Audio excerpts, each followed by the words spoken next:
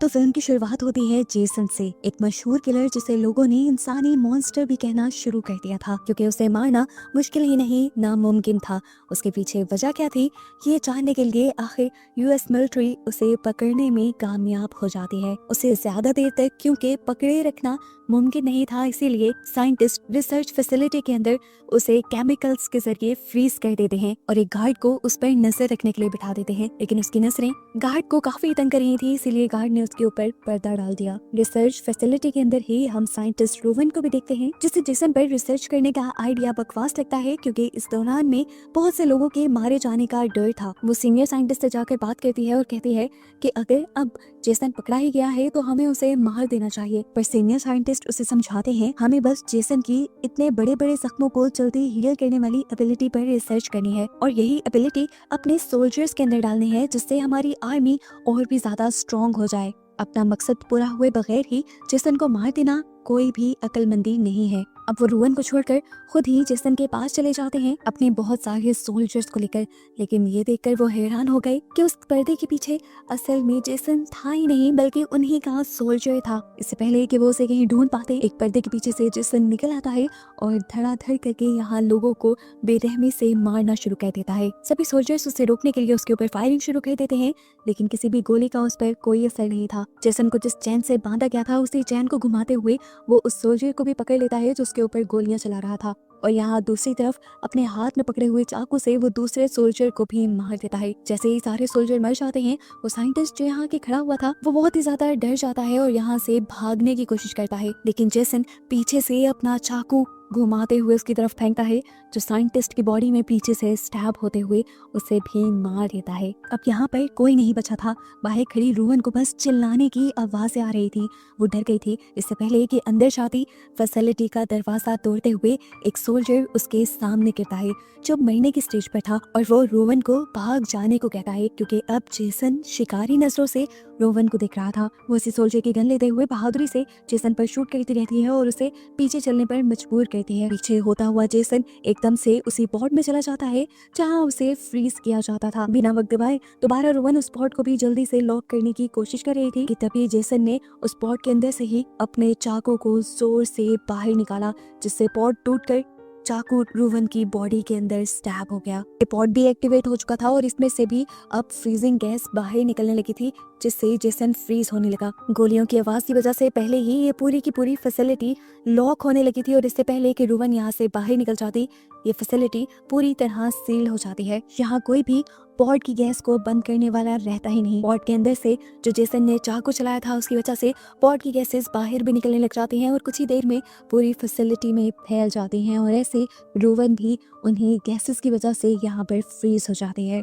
खैर, अब scene cut हो जाता है और हमें आज से 450 साल का वक्त दिखाया जाता है। पता चलता है कि ये पूरी दुनिया इंसानों के पिलाई पोल्यूशन की वजह से तबाह हो चुकी है और अब इस दुनिया पर कोई भी नहीं रहता। सारे इंसान एक दूसरे प्लैनेट पर शिफ्ट हो चुके हैं, जिसे अर्थ 2 के नाम से जाना जाता है। 445 साल बाद अर्थ 2 से एक टीम इस अर्थ को विजिट करने के लिए आती है, क्योंकि इन्हें दोबारा अर्थ को ठीक करने के तरीके ढूंढने हैं और साथ ही साथ इस अर्थ के बारे में बहुत कुछ जानना भी है। इसी दौरान इन्हें वो फैसिलिटी भी मिल जाती है जहाँ पर जेसन के साथ साथ साइंटिस्ट रोवन भी फ्रीज थे, जिन्हें देखकर ये पूरी की पूरी टीम बहुत ज्यादा एक्साइटेड हो गई, क्योंकि इन्हें पता चला कि रोवन अभी तक जिंदा है। ये हैरानी की बात तो थी, लेकिन ऐसा हुआ इसलिए था क्योंकि उनकी बॉडी को एक परफेक्ट टेम्परेचर मिला था, जिसने उनकी लाइफ बहुत ज्यादा बढ़ा दी थी। टीम लीडर रोवन के साथ साथ पॉड के अंदर रखी जेसन की बॉडी को भी शिप में ले जाने का फैसला करते हैं, और जैसे ही पॉड का दरवाजा खोलते हैं तो रोवन के हाथ में पकड़ा हुआ मशहरी एकदम से नीचे गिरता है और इनके एक साथी का पूरा बाजू उसके जिस्म से अलग कर देता है।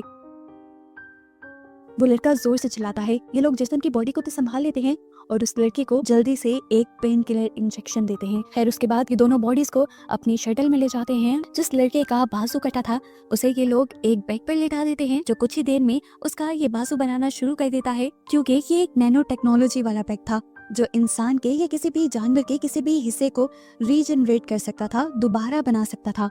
जबकि दूसरी तरफ हमें रूवन 1 को दिखाया जाता है लैब 1 के अंदर। उसके बहुत सारे स्कैन करने के बाद उसे भी नैनो टेक्नोलॉजी वाले बेड पे लिटाया गया था और उसे दोबारा होश में लाने की कोशिश की जा रही थी। जबकि लैब 2 के अंदर जेसन के ऊपर रिसर्च हो रही थी और ये देखकर सब लोग बहुत ज्यादा हैरान थे कि जेसन की बॉडी के अंदर एक बहुत छोटा सा दिमाग था जो उसकी बॉडी को चला रहा था। यहाँ पर ये साइंटिस्ट जेसन की आंख का सैंपल निकालती है जो बहुत ही बुरे तरीके से खराब हो चुकी थी। दूसरी तरफ हम देखते हैं कि रोमन को भी होश आ जाता है और होश में आते ही नए लोगों को अपने करीब देखते ही वो पैनिक कर जाती है और यहाँ पर साइंटिस्ट को थप्पड़ भी लगा देते हैं और साइंटिस्ट उन्हें काम डाउन करते हैं और सिचुएशन समझाने की कोशिश करते हैं कि वो इस टाइम फ्यूचर में है और रिसर्च लैब में है क्योंकि पिछले 450 साल से वो बेहोश थी।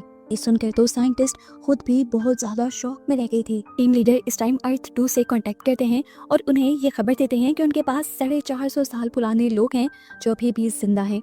उनको लगता था कि वहाँ के लोग इन्हें देखने के लिए बहुत सारे पैसे देंगे, लेकिन वहाँ पर बैठा हुआ इंसान इन्हें ये बताता है कि पुराने लोगों को जिंदा करने की टेक्नोलॉजी अब काफी आम हो चुकी है। इन चीजों को देखने के लिए या किसी पुराने इंसान को देखने के लिए कोई पैसा नहीं देगा, तुम इन्हें अपनी रिसर्च में ही इस्तेमाल करो। हाँ, अलबत्ता जेसन उस टाइम का एक बहुत बड़ा किलर था जिसे मारना नामुमकिन था। उसकी बॉडी देखने के लिए शायद लोग थोड़ी सी एक्साइटमेंट दिखाएं। दूसरी तरफ हम दोबारा उसे साइंटिस्ट को देखते हैं जो जेसन के ऊपर रिसर्च कर रही थी। उसे जैसे ही जेसन का मास्क उठाया उसका चेहरा देखने के लिए तो वो बुरी तरह से जला हुआ था और वो बहुत ही ज्यादा डरावना दिख रहा था। इसलिए वो उसका मास्क दोबारा रख देती है उसके फेस पर और उसके छोटे से ब्रेन पर रिसर्च करने लग जाती है।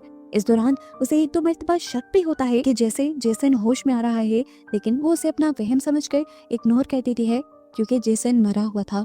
लेकिन हमें दिखाया जाता है कि सच में जेसन का हाथ हिल रहा है, यानी वो जिंदा हो रहा है, क्योंकि इस टाइम जेसन को इन्होंने नैनो टेक बेड पे लिटाया हुआ था, जिस नैनो टेक बेड ने उसके अंदर दोबारा से जान भर दी थी। एकदम से उसे किसी के उठने की आवाज आती है और जैसे ही वो पीछे मुड़कर देखती है तो सच में जेसन अब उस बेड पर नहीं था। उसने इधर उधर देखा तो एकदम से जेसन ने उसे पीछे से काबू कर लिया। वो उसे मारने लगा था। अपने आप को बचाने के लिए ये लड़की बाहर आवाज देने की कोशिश पे करती है, लेकिन कोई उसे सुन नहीं पाता। अब जेसन उसे बालों से पकड़कर लिक्विड नाइट्रोजन के अंदर डुबा देता है, जिसकी वजह से उसका मुंह फ्रीज हो जाता है। जिसके बाद जेसन उसकी मुंह को बाहर निकाल के एक टेबल के ऊपर स्मैश कर देता है, बिल्कुल तोड़ देता है और इस तरह इस लड़की की मौत हो जाती है। जिसके बाद जेसन यहाँ से अपनी नशेड़ी उठाता है और दूसरे लोगों को मारने के लिए निकल जाता है, जो उसका पुराना काम है। जबकि दूसरी तरफ अब हमें टीम लीडर को दिखाया जाता है जो भी साइंटिस्ट थे और इस टाइम रोवन के पास खाना लेकर आए थे। खाना देते हुए ये लोग बातें करते हैं और टीम लीडर जेसन के बारे में पूछते हैं तो रोवन बताती है कि वो एक बहुत ही खतरनाक किलर है जिसे मारना मुमकिन नहीं, क्योंकि वो बड़े से बड़े जख्म को भी खुद ब खुद हील करने की पावर रखता है। बातों ही बातों में रोहन को पता चलता है कि ये लोग जेसन को भी यहाँ लेकर आए थे, जिससे वो बहुत ज्यादा गुस्सा हो जाती है और कहते हैं तुम जानते नहीं वो कितना खतरनाक है। तो यहाँ पर लीडर उसे बताते हैं कि वो तो मर चुका है, जिस पर वो लड़की कहती है कि मुझे इस बात का प्रूफ चाहिए। ये लोग उसे उस रूम में लेकर जाते हैं जहाँ पर इन्होंने जेसन को बेड से बांधा हुआ था, लेकिन अब जेसन वहाँ नहीं था और ये देखते हुए ही सब के सब शॉक रह गए। इस लैब के अंदर सिर्फ इस टाइम उस लड़की की लाश थी जिसे थोड़ी ही देर पहले जेसन ने मारा था और ये देखकर सभी लोगों में अफरा तफरी मच जाती है। यहाँ के गार्ड जल्दी से इस पूरी लैब में लॉकडाउन लगाने को कह देते हैं और सबको लैब 1 में शिफ्ट होने को कहते हैं जहाँ पर रोवन को रखा गया था। यहाँ लैब 2 के अंदर हम जेसन को देखते हैं। जेसन अब पास के बने हुए एक कैबिन के अंदर आ रहा था जहाँ पर एक कपल जल्दी से लैब 1 से निकलकर लैब 2 में जाने की तैयारी कर रहा था, लेकिन इतना तो जेसन उन्हें टाइम ही नहीं देता। वो उस लड़की की बॉडी में अपनी मशीन ही स्टैब कर देता है, जिसका खून जाकर उसके पार्टनर के चेहरे पर गिर जाता है और वो बहुत ही ज्यादा पैनिक कर जाती है।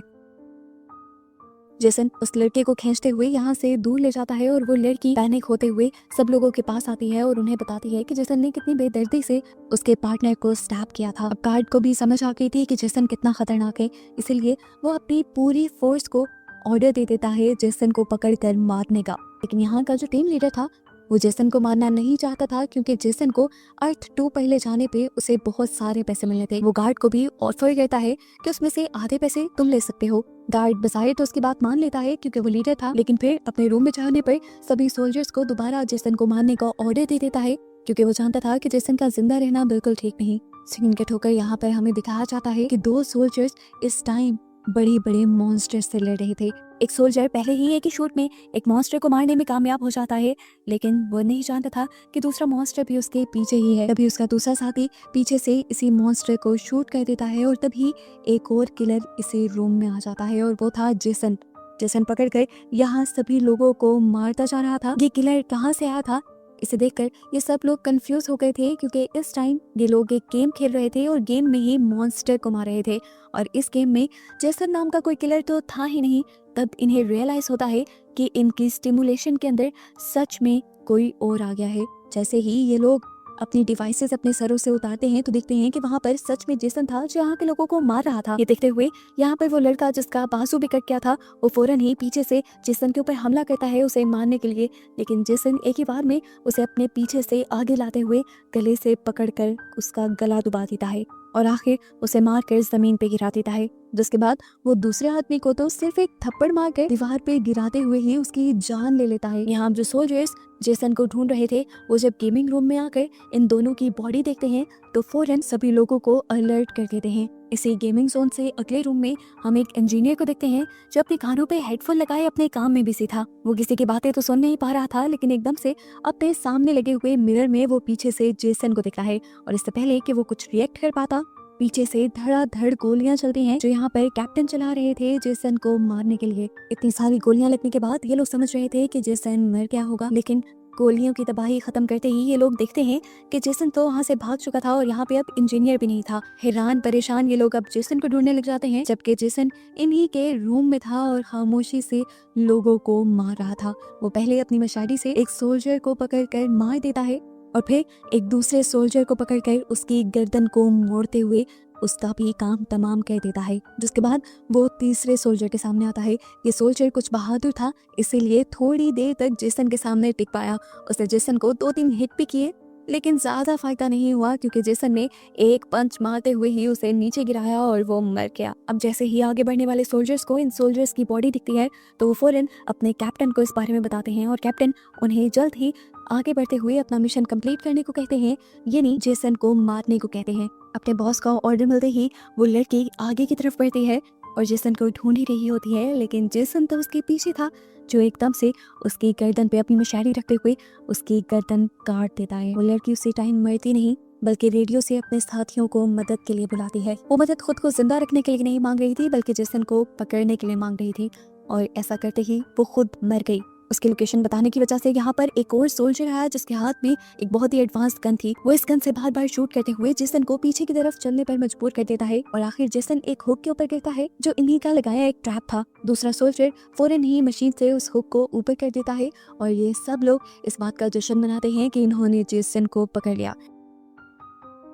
इससे पहले कि ये लोग जेसन को किसी लैब के अंदर लेकर आते, जेसन फौरन से उस हुक से जंप करते हुए इसी सोल्जर को पीछे से हमला करते हुए मार देता है। अब कैप्टन जो इन सब की दी हुई रिपोर्ट्स को लेते हुए यहाँ तक जेसन को पकड़ने आया था, वो देखता है कि हुक में जेसन नहीं बल्कि उसका अपना ही सोल्जर है और ऐसे वो जान गया कि उसके तकरीबन सोल्जर्स भी मारे गए हैं और इस टाइम वो ही जेसन के सामने है उससे लड़ने के लिए और जेसन भी अभी जिंदा है। इससे पहले कि वो जेसन को ढूंढ पाता, जेसन एकदम से पीछे से उसके ऊपर हमला करता है और उसे दीवार के साथ लगा देता है। वो 1 बार 2 मरतबा 3 मरतबा उस कैप्टन की बॉडी में अपनी मशाली से स्टैब करता है, लेकिन कैप्टन उसे गुस्सा दिलवाता है कि मुझे इन हमलों से कुछ नहीं होगा। ये सुनकर जेसन उसे बार बार हमला करते हुए उस पर उसे मार देता है। अब सभी लोग जान गए थे कि जेसन का खतरा बहुत ज्यादा बढ़ गया है। उससे बचने के लिए ये लोग फैसला करते हैं कि ये लोग एक दूसरी पॉट में जाकर उस पॉट के जरिए जल्दी से जेसन से अपनी जान छुड़वा लेंगे। ये लोग सारे उसी स्पेस शटल में बैठने की कोशिश में लग जाते हैं और इससे पहले कि सब लोग स्पेस शटल में बैठकर इसे यहाँ से दूर ले जाते, एकदम से उस पायलट के पीछे ही जेसन आ जाता है जो उस पायलट को मार देता है और शटल का कंट्रोल लेते हुए उस शटल को इसी स्पेसशिप के ऊपर क्रैश करवा देता है, जिससे स्पेसशिप के काफी सारे सिस्टम तबाह हो जाते हैं। मॉनिटर स्क्रीन पर बैठे ये सब लोग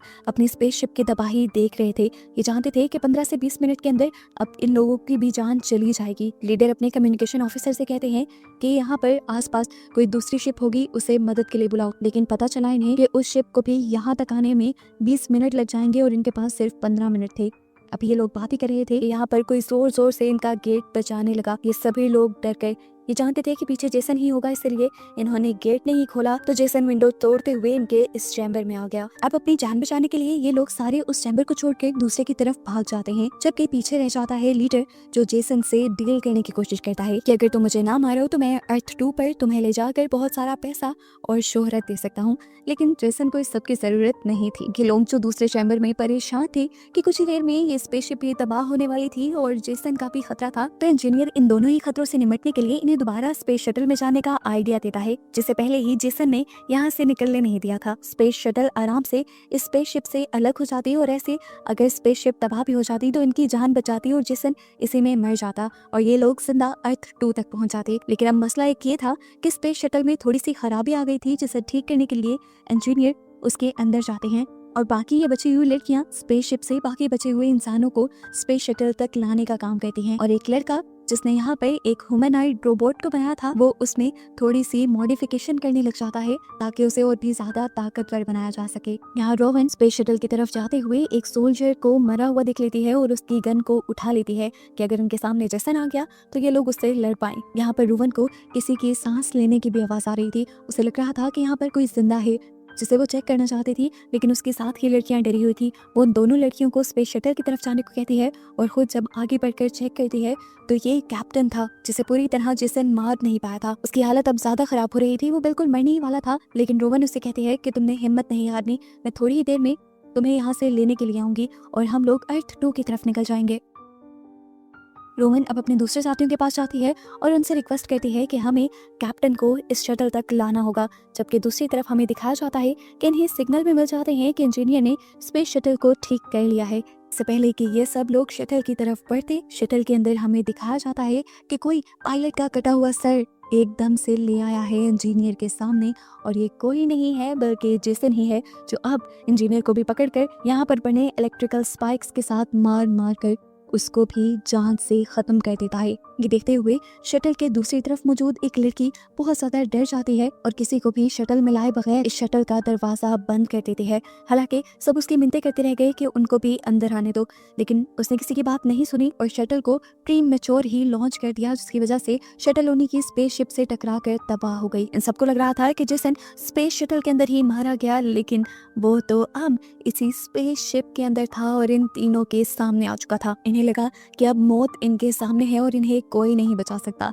लेकिन तभी इनका चौथा साथी इनके पास आ जाता है, जिसने अपने रोबोट को मॉडिफाई कर लिया था। उसके पास अब ऐसी गन्स थी जो किसी को भी मार सकती थी और ये इस टाइम जेसन से लड़ने के लिए पूरी तरह तैयार थी। लेकिन इनका ऐसा सोचना इनके लिए बेवकूफ़ी था, क्योंकि जेसन जैसे ही अपनी मशाडी उसके M14 की तरफ फेंकता है तो वो रोबोट पहले ही वार में गिर जाती है। अब उसे चेक करने के लिए जैसे ही जेसन उसके पास जाता है तो एकदम से KM14 होश में आ जाती है और उसके ऊपर शूट करना शुरू कर देती है। बेहोश होना तो उसका सिर्फ नाटक था जेसन को अपने करीब लाने के लिए। उसने अपनी हाई पोटेंसी गन से जेसन को ऐसा शूट किया था कि जेसन उड़ते हुए यहाँ से दूर जाकर गिरा था, जिसके बाद ये रोबोट एक बड़ा सा जंप करती है, जेसन के पास पहुंचकर उसे दोबारा अपनी गन से बार बार शूट करने लग जाती है।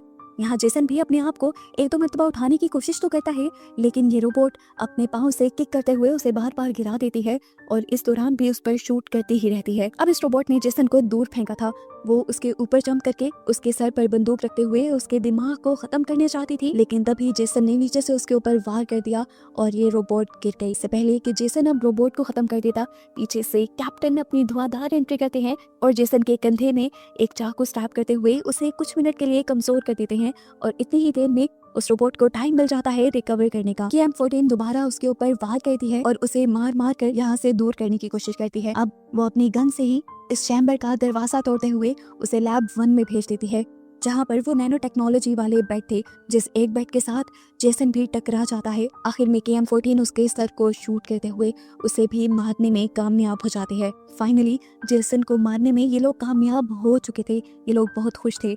KM14 अपनी जीत का जश्न मनाने के लिए जेसन की ही मशाड़ी उसकी बॉडी में फेंक कर स्टैब कर देती है। फाइनली अब ये सब लोग एक बड़े खतरे से जान बचा चुके थे। नैनो टेक्नोलॉजी वाले बेड पे लिटा देते हैं और उसे हील करना शुरू कर देते हैं और तभी दूसरी स्पेसशिप वाले इनसे कांटेक्ट कर लेते हैं कि वो इनके करीब ही हैं और इन्हें रेस्क्यू करने के लिए आ रहे हैं। लेकिन शिप को जितना आने में यहाँ टाइम लगता, उस टाइम तक तो ये वाली शिप तबाह हो जाती। तभी रोवन इस पूरी शिप का मैप देखती है और उसे पता चलता है कि इस शिप में एक ऐसा भी एरिया है जो आराम से इस शिप से अलहदा हो सकता है और उस चैम्बर में जाकर ये लोग अपने आप को सेफ भी कर सकते हैं। बिना वक्त ज़ाया के ये लोग उस चैम्बर की तरफ बढ़ जाते हैं, जबकि लैब 1 में हमें दिखाया जाता है कि जेसन जिस नैनो टेक्नोलॉजी वाले बेड के ऊपर मरा था, वो बेड अभी भी एक्टिवेट था और उस पर तो किसी ने ध्यान दिया ही नहीं था। इसी बेड ने जेसन को हील करना शुरू और उसके कटे हुए बॉडी पार्ट्स की जगह लोहे के पार्ट्स देना शुरू कर दिए, जिससे वो एक इंसान और एक रोबोट का कॉम्बो बन गया और पहले से ज़्यादा खतरनाक बन गया। यहाँ ये सब लोग उस चैम्बर तक पहुंच गए थे जिसके अंदर इन्हें सेफ रहना था। उस चैम्बर के अंदर जाने से पहले ये लोग चैम्बर के बाहर की तरफ कुछ बॉम्ब्स लगाना शुरू कर देते हैं ताकि जल्द ही ये चैम्बर स्पेसशिप से अलहदा हो जाए। जैसे ही ये लोग बॉम्ब लगाकर फ्री होते हैं तो ये देखते हैं कि अब इनके सामने जेसन आ चुका था, जिसे KM-14 यानी वो रोबोट जैसे ही दोबारा मारने के लिए उसके करीब जाती है तो जेसन एक ही हाथ से वार करते हुए उसका सर ही उसकी बॉडी से अलग कर देता है। KM-14 का क्रिएटर जल्दी से KM-14 का हेड पकड़ता है। यहाँ पर अब जल्दी से रूवन जेसन के सामने आती है तो रूवन को जेसन गले से पकड़ लेता है। उसे बचाने के लिए दूसरे लोग उसके पास आते हैं तो जेसन उनसे लड़ने लग जाता है और इस चक्कर में रूवन अपने आप को बचा लेती है। वक्त रहते ही ये लोग जल्दी से दूसरे चैम्बर के अंदर आ जाते हैं और उसका गेट भी बंद कर देते हैं। मरता हुआ वो आदमी जिसने रूवन की जान बचाई थी वो जल्दी से बॉम्ब्स को एक्टिवेट करने में कामयाब भी हो जाता है, जिससे इनका ये चैम्बर पूरी स्पेसशिप से अलग हो जाता है और हम जेसन को देखते हैं जो इस बॉम्ब्स की फोर्स की वजह से पीछे की तरफ जाकर गिरता है। यहाँ अब एक नई स्पेस शटल भी आ गई थी इन लोगों को रेस्क्यू करने के लिए। इन्हें लग रहा था कि इनकी जेसन से जान छूट गई, लेकिन ये नहीं जानते थे कि जेसन अभी भी इनके चैम्बर के पास ही था, जो बाहर से पंच करते हुए इनके चैम्बर को तोड़ देता है और वैक्यूम प्रेशर की वजह से हर चीज यहाँ पर उड़कर बाहर की तरफ निकलने लग जाती है। तेजी से इनका ये चैम्बर भी तबाह होने लग जाता है।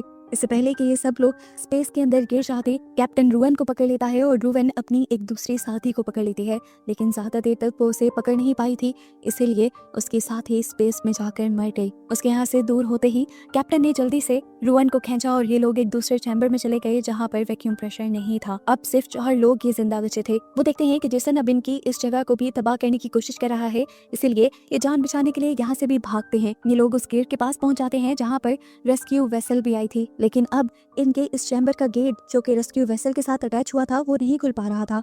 यहाँ पर कैप्टन डिसाइड करते हैं कि वो स्पेस सूट पहनकर स्पेस में जंप करेंगे और बाहर की तरफ से इस वेसल का दरवाजा खोलेंगे। जितनी देर में वो दरवाजा खोलने की कोशिश कर रहा था, ये लोग देखते हैं कि जेसन इनके करीब आ गया। जेसन को डिस्ट्रैक्ट करने के लिए यहाँ पर साइंटिस्ट एक वीडियो गेम स्टिमुलेशन लगा देता है, जिससे जेसन कंफ्यूज होकर ट्रैप हो जाता है। कुछ देर तक वो इस सब में फंसा रहता है, लेकिन जल्द ही वो इस सारे स्टिमुलेशन से बाहर निकलने में भी कामयाब हो गया था। जैसे ही इस चीज का अंदाजा साइंटिस्ट को होता है तो साइंटिस्ट यहाँ पर एक दूसरी स्टिमुलेशन लगा देता है, जहाँ पर उसने 2 लड़कियों को रखा था जो जेसन को बुला रही थी।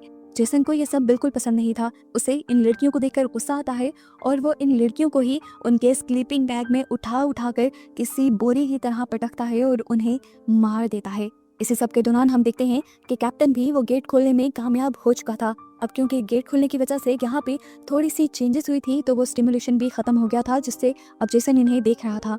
रूवन और साइंटिस्ट जल्दी से उस रेस्क्यू वेसल के अंदर जाने में कामयाब हो जाते हैं। यहाँ आते ही इन्हें अंदाजा होता है कि ये KM-14 का सर तो उसी स्पेसशिप में छोड़ आए और वही इनके लिए बहुत ज्यादा इंपॉर्टेंट था। रूवन उसे लेने के लिए दोबारा स्पेसशिप के अंदर भागती है तो देखती है कि जेसन दोबारा उनका पीछा कर रहा था, जिससे बचने के लिए वो तेजी से इस रेस्क्यू शटल के अंदर तो आ जाती है और पीछे से कोई इस रेस्क्यू शटल का दरवाजा जल्दी से बंद कर देता है। और ये कोई और नहीं था बल्कि कैप्टन था, जिसने जेसन के साथ लड़ने का और बाकी सबको बचाने का फैसला कर लिया था। जैसे ही रेस्क्यू वेसल स्पेसशिप से डिटैच होकर अर्थ 2 के लिए निकलती है, वैसे ही पुरानी वाली स्पेसशिप के अंदर कैप्टन एक बॉम्ब एक्सप्लोड कर देते हैं, जिसकी वजह से वहाँ बहुत ज्यादा प्रेशर आता है और रोवन देख पाती है कि उसी प्रेशर की वजह से जेसन अब उनकी इस रेस्क्यू वेसल के करीब आ गया था।